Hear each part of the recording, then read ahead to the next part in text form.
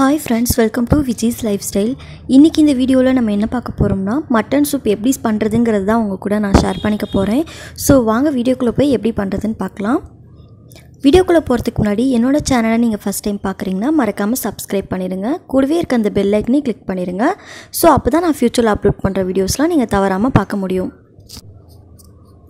Mutton soup பண்றதுக்கு நான் வந்து குக்கர் எடுத்துர்க்கேன். குக்கர்ல ஒரு 3 ல இருந்து 4 ஸ்பூன் அளவுக்கு ஆயில் ஆட் பண்ணிக்கலாம்.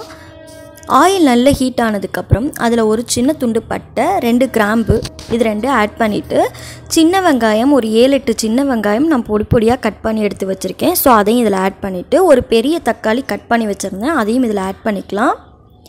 இந்த வெங்காயம் தக்காளி இதெல்லாம் வந்து நல்லா வதங்கணும். இது நல்லா வதங்கினதுக்கப்புறமா ஒரு ஸ்பூன்லேருந்து 1.5 ஸ்பூன் அளவுக்கு இஞ்சி பூண்டு பேஸ்ட் நான் ஆட் பண்ணிக்கிறேன். இந்த இஞ்சி பூண்டு பேஸ்ட்டோட ராஸ்மல் போனதுக்கப்புறமா நம்ம வந்து ஜீரகம் மிளகு இதெல்லாம் ஆட் பண்ணிக்கலாம். நான் வந்து 1 ஸ்பூன் அளவுக்கு ஜீரகம் 1 ஸ்பூன் மிளகு ஆட் பண்ணிக்கிறேன். மிளகு வந்து நீங்கள் எந்த அளவுக்கு நீங்கள் அதிகமாக ஆட் பண்ணுறீங்களோ அந்த அளவுக்கு அதோட காரம்லாம் நல்லா இறங்கும். ஸோ வந்து இது கோல்டுக்கெலாம் வந்து நம்ம இந்த மட்டன் சூப் குடித்தோம்னா ரொம்பவே கேட்கும். இப்போ வந்து நான் மட்டன் வந்து ஒரு 100 மட்டன் எலும்பு எடுத்து வச்சுருக்கேன். ஸோ அதை இதில் ஆட் பண்ணிவிட்டு நல்லா வந்து அதை வந்து வதக்கிக்கிறேன்.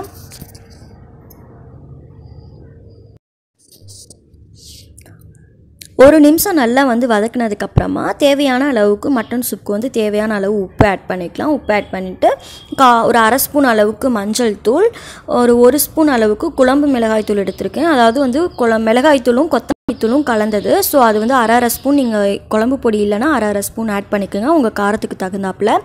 அதை நல்லா மிக்ஸ் பண்ணிவிட்டு கொஞ்சமாக கருவேப்பிலை கொஞ்சமாக வந்து கொத்தமல்லி கட் பண்ணி எடுத்து வந்திருந்தேன், அதையும் இதில் ஆட் பண்ணிவிட்டு நான் தண்ணி ஆட் பண்ணல. தண்ணிக்கு பதிலாக நம்ம அரிசிலாம் கழுவோம் இல்லையா, ஸோ அந்த கழனி தான் இதில் ஆட் பண்ணிக்கிறேன். ஒரு 2 டம்ளர் ஆட் பண்ணிக்கிறேன். இந்த கழனி நம்ம ஆட் பண்ணோம் அப்படின்னா இன்னும் மட்டன் சூப் வந்து ரொம்ப டேஸ்ட்டு கொடுக்கும். இதை நல்லா மிக்ஸ் பண்ணிவிட்டு உப்புலாம் செக் பண்ணிக்கோங்க. செக் பண்ணதுக்கப்புறம் ஒரு 7 விசில் வந்து குக்கரை மூடிட்டு நம்ம 7 விசில் விட்டு எடுத்துக்கலாம். விசில் செட்டில் ஆகிடுச்சு. இப்போ ஓப்பன் பண்ணி காட்டுறேன். அவ்வளோதான், மட்டன் சூப் வந்து ரெடி ஆகிடுச்சு. இந்த மட்டன் வந்து வேகிறதுக்கு, அதாவது நம்ம எலும்பு தான் ஆட் பண்ணியிருக்கோம், ஒரு 6-7 விசில் விட்டால் தான் அந்த எலும்பு அந்த ஃப்ளேவர்லாம் வந்து சூப்பில் இறங்கி ரொம்ப நம்ம அதை குடிக்கும்போது ரொம்ப டேஸ்ட்டு கிடைக்கும். நம்ம கோல்டெல்லாம் இருந்துச்சுன்னா கண்டிப்பாக அந்த மட்டன் சூப் வந்து நீங்கள் வீட்டில் ட்ரை பண்ணி பார்க்கலாம். கண்டிப்பாக நீங்களும் ட்ரை பண்ணி பார்த்துட்டு உங்களோட ஃபீட்பேக் என் கூட ஷேர் பண்ணிக்கோங்க.